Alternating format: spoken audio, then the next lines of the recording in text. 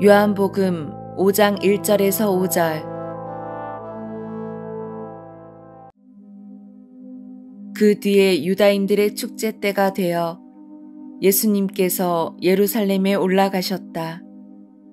예루살렘의 양문 곁에는 히브리 말로 벳자타라고 불리는 못이 있었다. 그 못에는 주랑이 5채 딸렸는데 그 안에는 눈머니, 다리 저는 이, 팔다리가 말라 비틀어진 이 같은 병자들이 많이 누워 있었다. 거기에는 38해나 앓는 사람도 있었다. 38해를 앓아 누워있는 병자. 주님 당대의 병자들은 육체적인 질병과 정신적인 스트레스 등 이중고를 겪고 있었습니다. 당시에는 병이 들면 그 사람이 죄를 지어서 죗값을 치르느라 병을 앓는 것이라는 민항신앙이 팽배한 시절이어서 병자들은 이중으로 고통을 겪어야 했습니다. 그런 상태에서 38해를 살아온 병자. 그런 열악함 속에서 그때까지 그를 살게 한 힘은 어디서 온 것일까? 우리가 한번 심각하게 생각해 볼 묵상거리입니다. 가장 쉽게 유추해 볼 수 있는 것은 그가 병적인 죄책감과의 내적인 싸움에서 이긴 사람일 것이라는 생각입니다. 무슨 일이 생기면 바로 하느님께서 자기를 벌 주시는 것이라고 생각하는 죄책감. 하느님이 절대로 자기를 용서하지 않으시고 받아주시지 않을 것이라는 병적인 생각. 이런 것들과의 내적인 싸움에서 승리를 한 사람이라는 말입니다. 그래서 주님을 만나는 행복을 가질 수 있었던 것입니다. 우리의 삶 속에는 비그리스도교적이고 병적인 죄책감이 크게 자리를 잡고 살고 있습니다. 이런 죄책감은 하느님께서 우리를 용서하셨는데도 내가 나를 용서하지 못하는 자리에 기생합니다. 이런 죄책감은 왜 생기는가?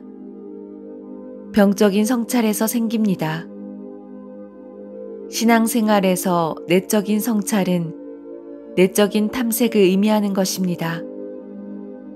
우리 자신의 종교관이 심층을 파고 들어가 우리의 참된 신앙을 쇠약하게 만드는 것이 무엇인지 알아내는 것, 우리 마음 안에 뿌리를 내린 병적인 신념, 종교적 신념을 위장한 신념들을 들추어내는 것, 이것이 바로 내적 성찰 본연의 의미인 것입니다. 이런 내적 성찰이 자신을 오로지 죄인으로만 몰아붙이는 자기 고문 게임으로 변질되었을 때 병적인 죄책감이 양산되는 것입니다.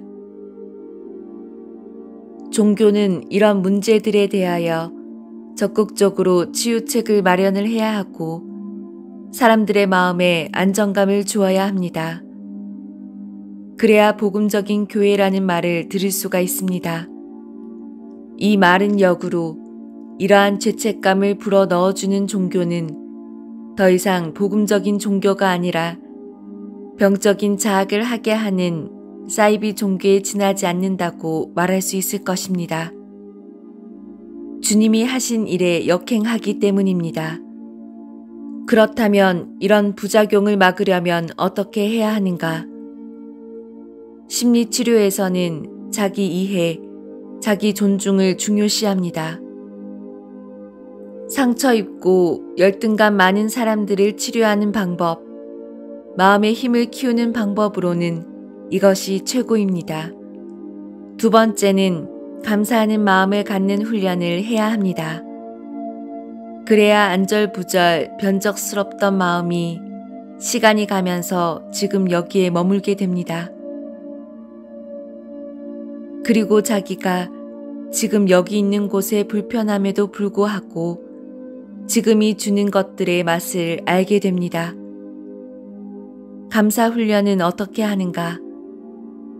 가만히 앉아서 안절부절 변덕을 부리는 마음을 가라앉히고 지금 내가 사는 것의 맛을 느끼는 것입니다. 그래야 죄책감에 덜 시달리고 비교적 편안하게 살 수 있을 것입니다. 주님은 바로 이것을 위해서 전력을 다하여 일하신 분이십니다. 주님께서 우리에게 쏟으신 열정을 생각하여서 우리 마음 안의 병적인 신념들, 병적인 죄책감을 뽑아 없애는데 노력을 기울여야 할 것입니다. 언제까지일까요? 베짜타 목가의 병자는 38년의 마음의 돌을 닦았다고 하니 우리도 그래야겠죠. 여행을 하다 보면 삶의 조건에 관한 여러 가지 생각을 하게 됩니다. 그 중에서도 공간의 중요함에 대한 생각, 장시간을 가야 하는 비행기를 타다 보면 어떻게 움직일 수 없는 좁은 공간에 빼곡히 앉아서 몇 시간을 가야 하는 사람들을 보며 통조림통 같다는 생각이 듭니다. 시차 적응이 안 된 상태에서 긴 시간을 타고 가면서 질식할 것 같은 느낌이 들었습니다. 그때 공간이 얼마나 중요한가를 깨달았습니다. 마음대로 활개칠 수 있는 공간, 자유로이 다닐 수 있는 공간, 시간 이상으로 공간은 인간 정신에 아주 중요한 의미를 가짐을 좁아 터진 비행기 안에서 깨달은 것입니다. 그래서 사람이 죄를 지으면 감방에 가두는 것이 얼마나 큰 형벌인지 알 것 같았습니다. 우리에 갇힌 동물들처럼 사는 것이 얼마나 괴롭고 힘겨운 일인지요. 자신의 공간을 사랑하십시오. 그리고 자기 공간을 넓히기 위한 노력을 하십시오. 마음의 공간, 육신의 공간, 그래야 숨통이 트이고 오장육부가 제자리를 찾고 성장이 시작될 것입니다. 신앙생활의 공간도 마찬가지입니다.